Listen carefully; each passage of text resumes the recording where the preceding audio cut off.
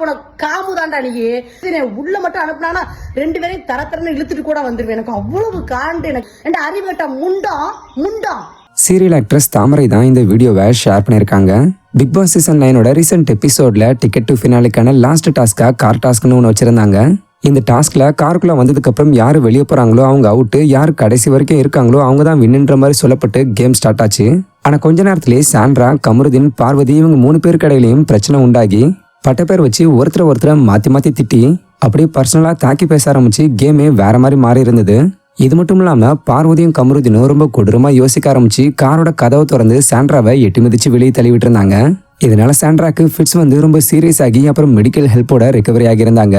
இருந்தாலும் பார்வதியும் கமருதீனும் சாண்ட்ராக்கு பண்ண இந்த ஒரு செயல் பலரையும் அதிர்ச்சிக்குள்ளாக்கி கொந்தளிச்சு போய் பொதுமக்கள்ல இருந்து சின்ன திரை நடிகர்கள் வரைக்கும் தங்களுடைய கண்டனங்களை தெரிவிச்சுக்கிட்டு வராங்க.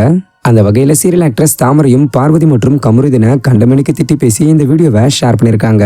ஹாய் மக்களே, என்னடா பேய் மாதிரி வீடியோ போறேன்னு நினைக்காதீங்க. ரொம்ப நாளா ஆச்சு வீடியோ போட்டு. இன்னைக்கு என்னோட ஆதங்க உண்மையிலே தாங்கவே இல்லை. ஏன்னா பிக் பாஸை பத்தி தான் பேச போறேன். நேத்து நடந்த எபிசோட நான் இன்னைக்குதான் பார்த்தேன். என்னால ஜீர்ணிக்கவே முடியல. இந்த வீணா போன கமருதீனும் இந்த வீணா போன பார்வும் செம்ம காண்டாகுது மக்களே. எனக்கு அவ்வளவு ஒரு கோவம் வருது. எனக்கு என்ன பண்றதுன்னு தெரியல.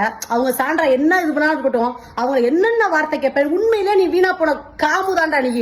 எனக்கு செம்ம காண்டாகுது ஃப்ரெண்ட்ஸ். அவ்வளவு கோவம், அவ்வளவு ஆத்திரம் வருது. தயவு செய்து நீ உள்ள மட்டும் அனுப்புனா 2 பேரையும் தரத்தரன்னு இழுத்துட்டு கூட வந்துருவேன். எனக்கு அவ்வளவு காண்டு. எனக்கு இந்த வீடியோவை பார்த்துட்டு அப்படி பிடிச்சி தள்ளி விடுறா. நீ ஒரு பொண்ணு தானே, எவ்வளவு அக்கிரமம் பண்ணிக்கிட்டு இருக்க நீ வீட்டுல இருந்துகிட்டு.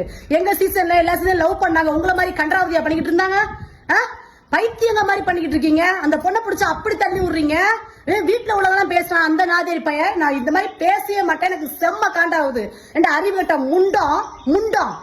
எனக்கு எவ்வளவு கோவம் தெரியுமாடா உன்னைய முண்ட பேட.